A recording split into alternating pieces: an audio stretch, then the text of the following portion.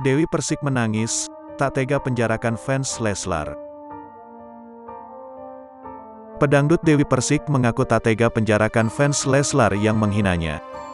Setelah bertemu pelaku W di kantor polisi, Dewi Persik malah berurai air mata.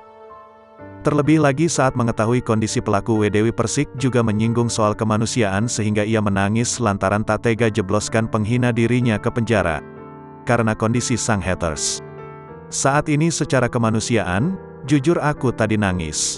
Ya Allah, antara tega dan enggak tega, kata Dewi Persik, Minggu, tanggal 6 November tahun 2022. Usut punya usut, rasa iba Dewi Persik tersebut muncul karena mendengar cerita W sebelum dicinduk polisi.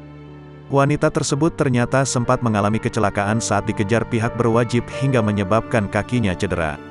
Selain itu, terungkap pula motif yang membuat sang penghina mencibir mantan istri Angga Wijaya. Dia mengaku hanya ingin mencari perhatian sang biduan. Pasalnya, W begitu mengidolakan Dewi Persik. Sayangnya, alasan tersebut tak menghentikan DP untuk menyerah begitu saja.